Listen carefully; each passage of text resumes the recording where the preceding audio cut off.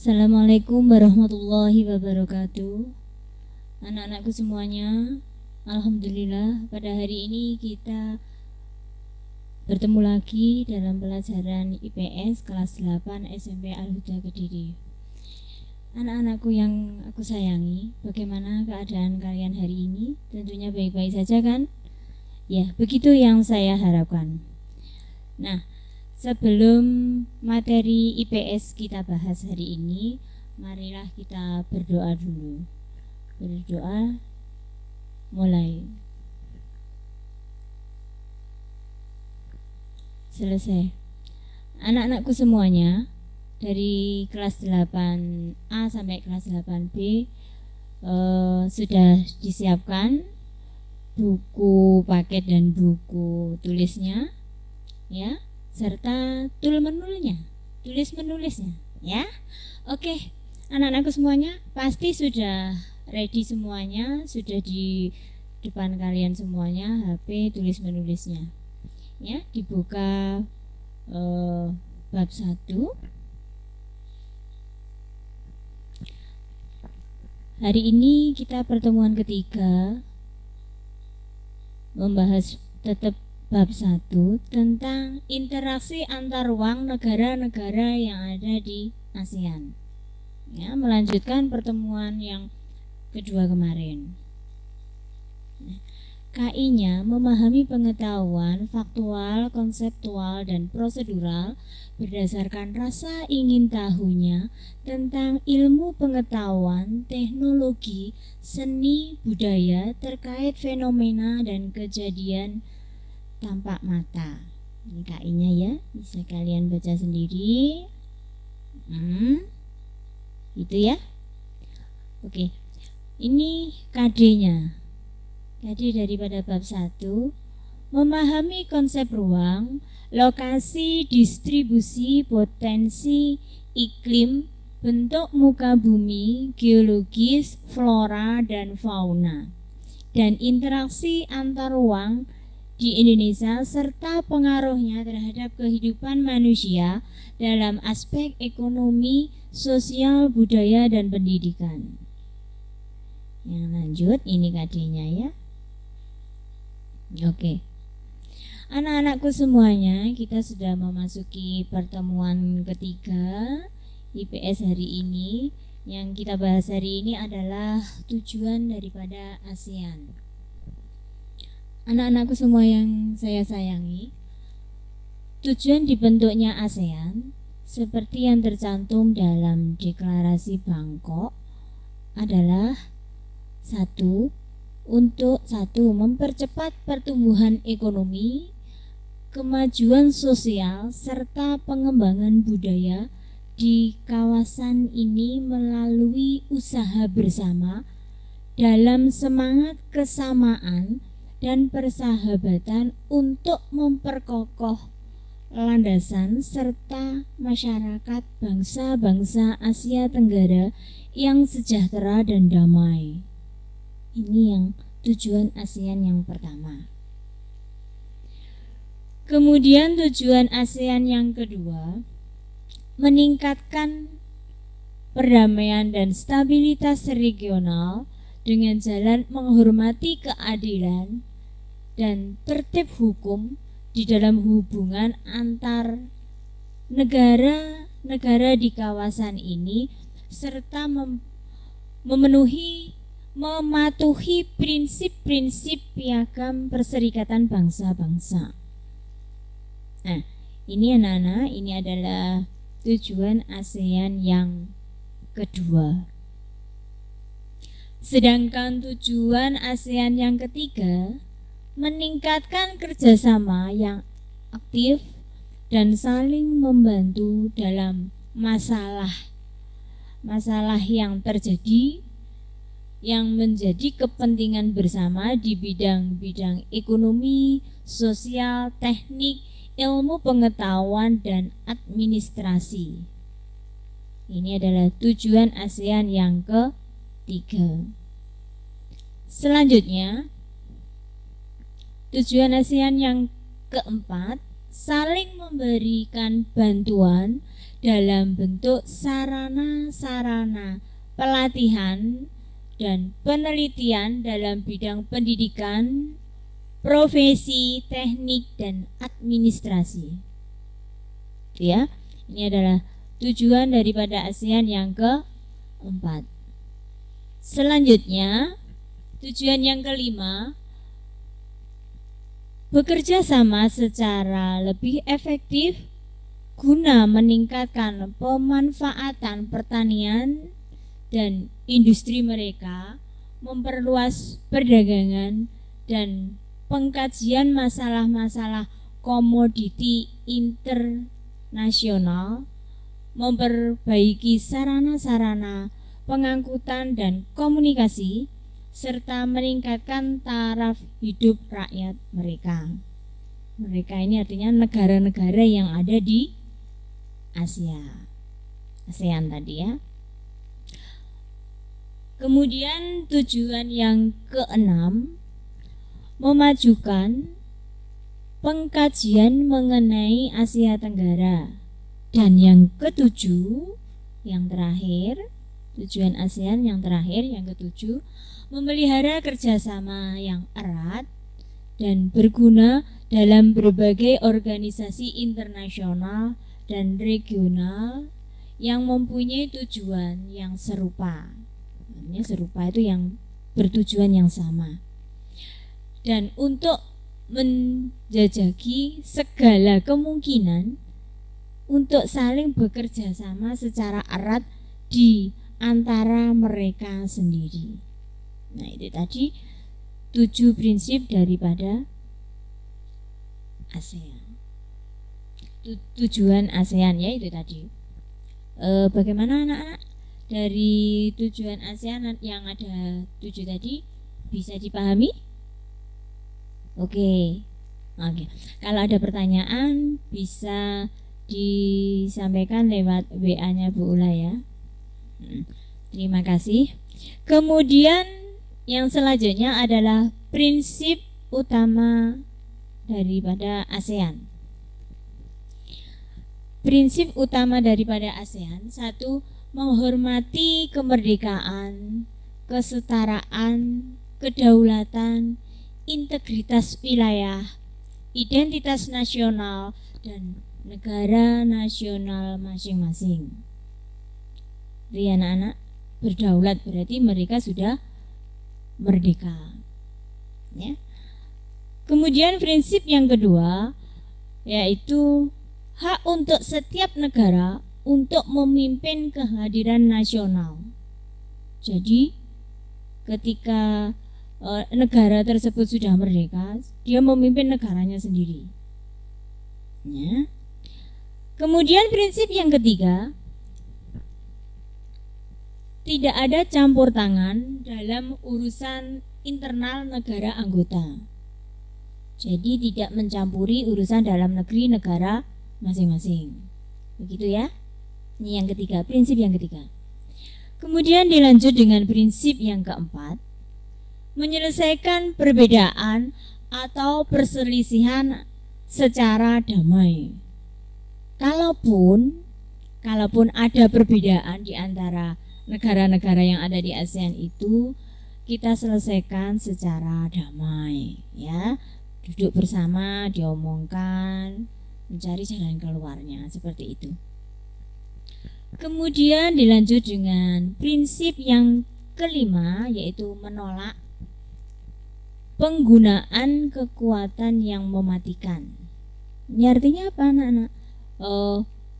Nggak boleh ada bom atom seperti itu ya, nggak boleh ngebom sembarangan lah ya. Yang keenam, prinsip yang keenam adalah kerjasama yang efektif antar negara anggota. Jadi ada 10 anggota tadi, kerjasamanya harus efektif ya. Nah, anak-anakku semua yang saya sayangi, prinsip utama ASEAN sudah kita bahas di sini. Kira-kira bisa dimengerti? Ya, kalau ada pertanyaan yang belum jelas silahkan via WA. Ya, terima kasih. Oke, dilanjut.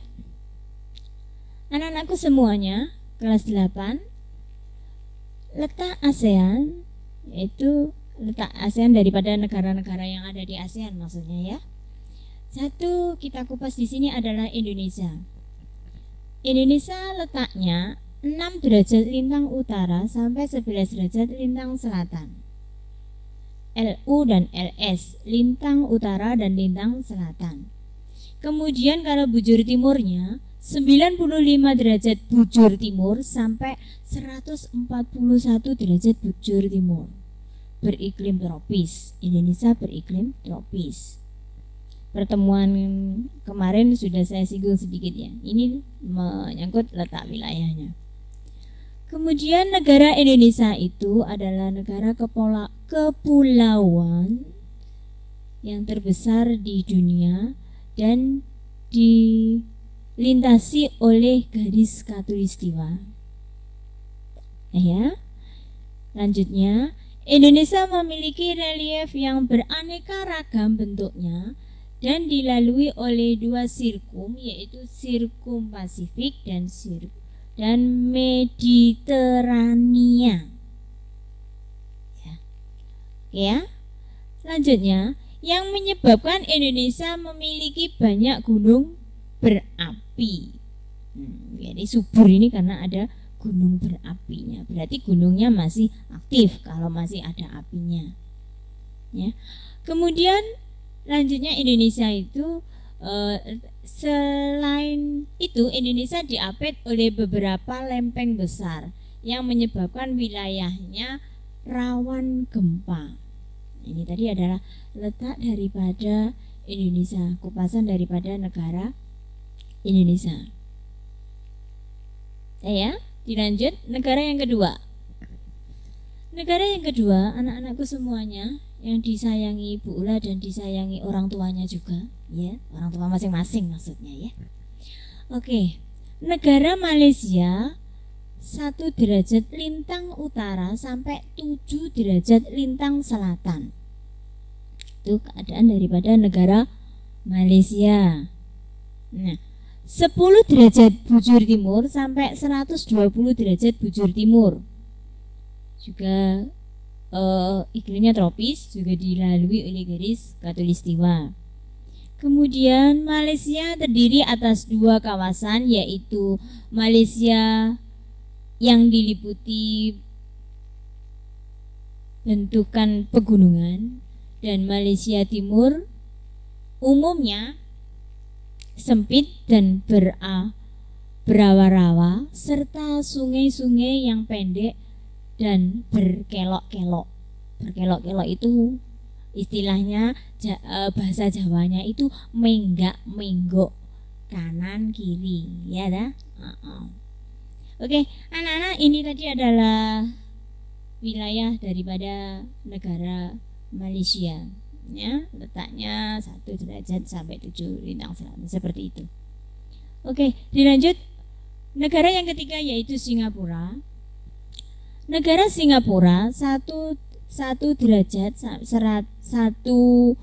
lintang 11 derajat lintang utara sampai 1 derajat 28 lintang utara dan 110 derajat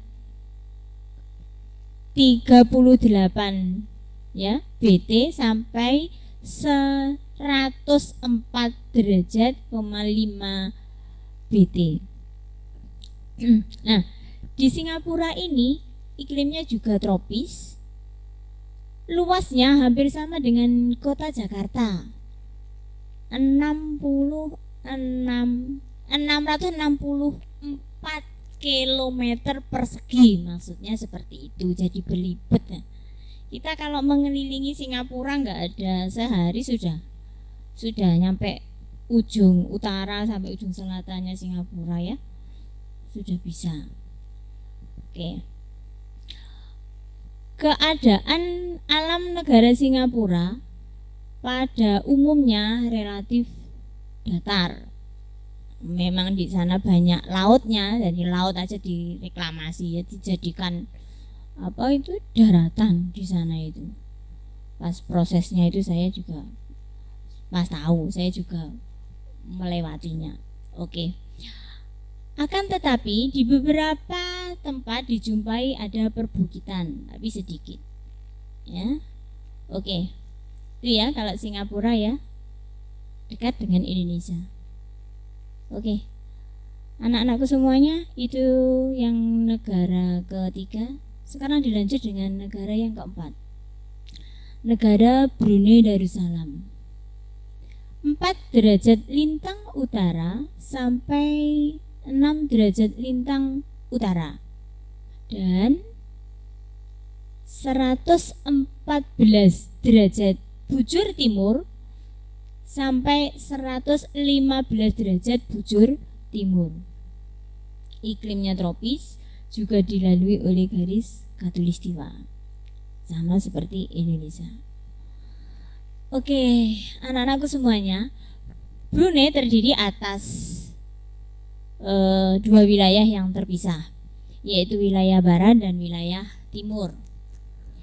Wilayah Brunei ini dikelilingi oleh wilayah Malaysia, dan wilayah baratnya merupakan dataran rendah yang berupa rawa-rawa. Begitu anak-anakku. Kemudian di Brunei itu, pantai bagian utara Brunei merupakan daerah dataran yang relatif luas, dan di wilayah ini terdapat Teluk Brunei. Nah, ya kan? Ini kupasan dari negara Brunei Darussalam. Gitu ya. Semoga bisa dipahami. Lanjut ke negara yang kelima. Negara yang kelima yaitu negara Vietnam. Negara Vietnam juga negara kecil. Letaknya yaitu 8 derajat lintang utara sampai 22 derajat lintang utara dan 104 bujur timur sampai 108 bujur timur. Ini adalah wilayah daripada negara Vietnam. Bagian utara itu iklimnya sedang, dan bagian selatan itu beriklim tropis. Seperti itu ya. Secara geografis, negara Vietnam itu terdiri dari 5 wilayah. Ada wilayah pegunungan utara, wilayah delta Sungai Merah, kemudian barisan pegunungan 6 yang berhubungan dengan Vietnam Utara dan Vietnam Selatan. Garis pesisir pantai yang sempit antara barisan pegunungan Annamite dan Laut Cina Selatan. Kemudian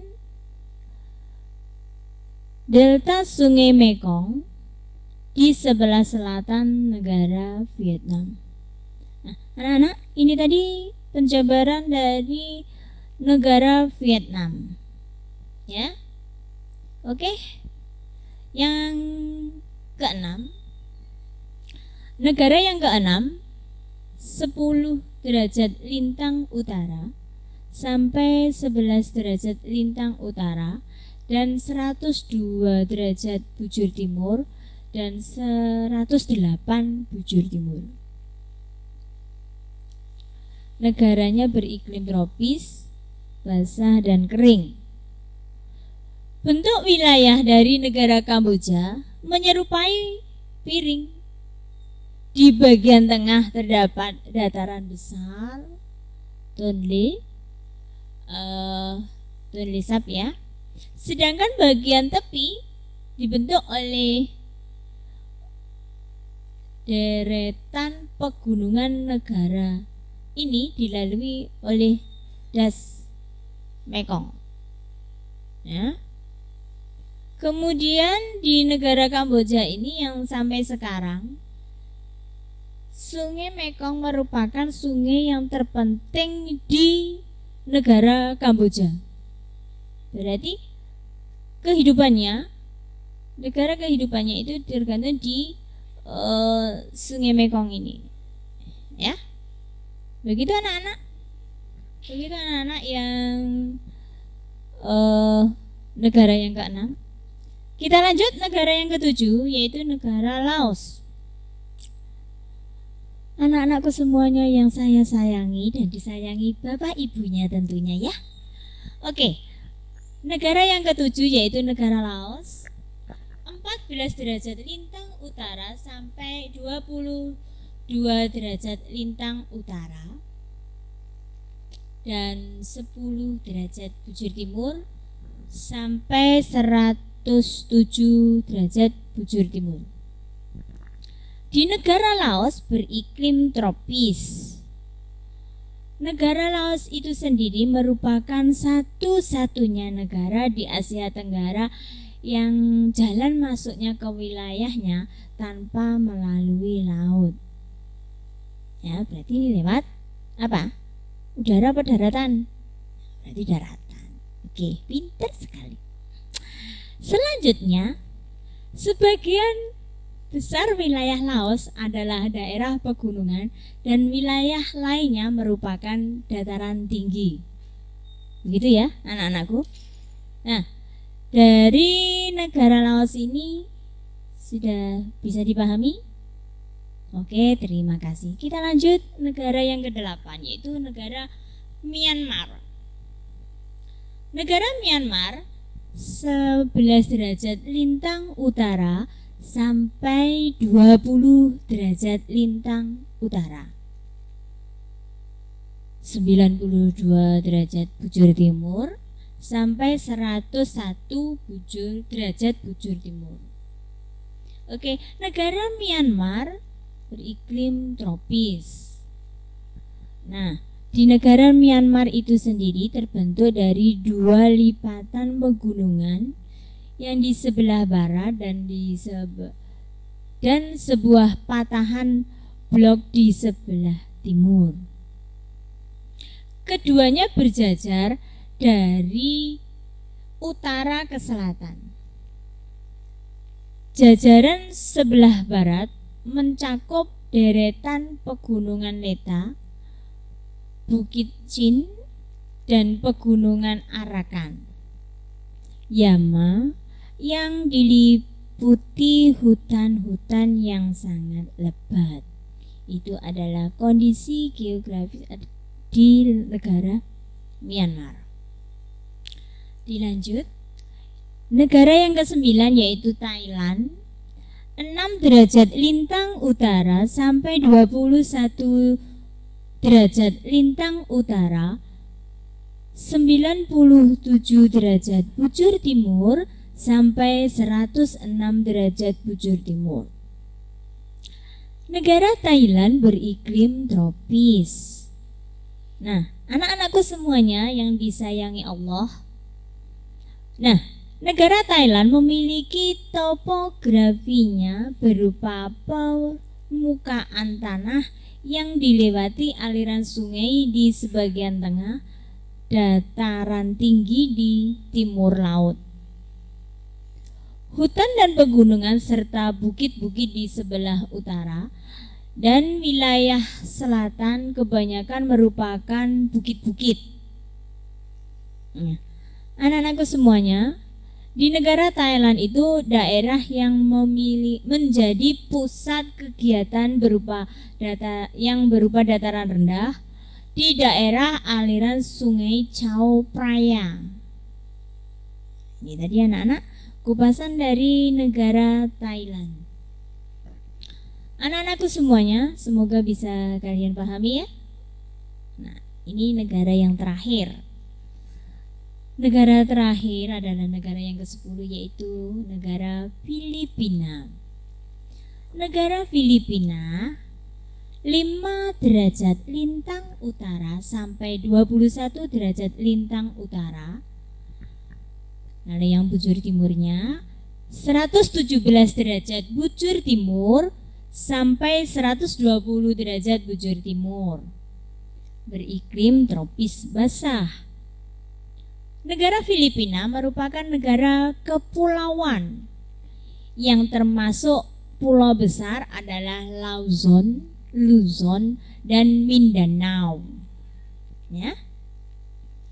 Negara Filipina banyak memiliki gunung berapi yang masih aktif. Jadi masih bisa meletus suatu saat ya. Masih aktif. Anak-anakku semuanya, negara Filipina dilalui oleh deretan pegunungan Sirkum Pasifik. Nah, ini tadi anak-anak, kupasan dari negara Filipina adalah negara yang terakhir yang kita bahas hari ini. Anak-anakku semuanya, semoga dari apa yang saya jelaskan hari ini bisa kalian pahami dan bisa bermanfaat untuk kalian pada umumnya dan bermanfaat bagi kita pada khususnya ya. Oke, bagaimana? Sudah capek ya? Oke, sama, saya juga. Oke ya, terima kasih sudah melihat dari depan sampai belakang. Nah, dari tadi sudah kalian sudah menyemak HP kalian masing-masing mengenai pelajaran IPS kita hari ini.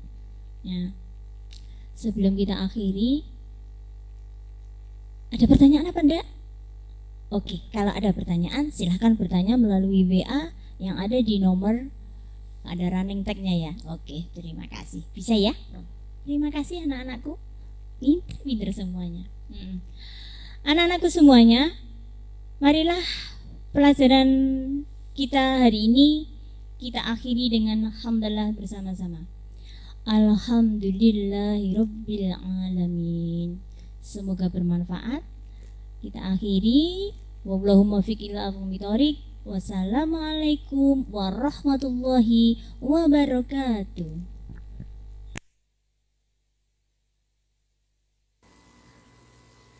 Anak-anakku semuanya, tadi sudah kalian lihat, sudah kalian perhatikan pelajaran materi IPS pada hari ini, pertemuan ketiga ya. Semoga bisa kalian cermati, bisa kalian dalami ya materinya hari ini. Anak-anakku semuanya, hari ini Bu Ula tidak memberi pekerjaan rumah tentang soal-soal, tidak, tapi kalian ada home activity yang harus kalian laksanakan, yaitu membaca buku IPS. Ini literasi kalian ya di rumah, membaca buku IPS ya kelas 8 yang bab 1 yang bagian A. Begitu ya anak-anak, mohon diperhatikan. Nah, ini kita masih materinya masih bab 1 ya. Itu kalian baca dulu. Nah, bukan tugas, tapi ini pekerjaan yang harus kalian selesaikan di rumah. Tidak usah merangkum ya, tidak usah dikumpulkan. Tugasnya hanya sebagai literasi kalian di rumah saja. Begitu ya. Terima kasih, semoga bermanfaat. Saya doakan kalian di rumah juga sehat-sehat saja dan bisa mengikuti pelajaran dari awal sampai akhir. Ya, begitu anak-anakku semuanya. Kita akhiri dengan hamdalah bersama. Alhamdulillahirabbil alamin. Saya ucapkan terima kasih atas perhatiannya kesempatan hari ini. Saya akhiri sekian. Ada kurang lebihnya mohon maaf. Wabillahi taufiq wal hidayah. Wassalamualaikum warahmatullahi wabarakatuh.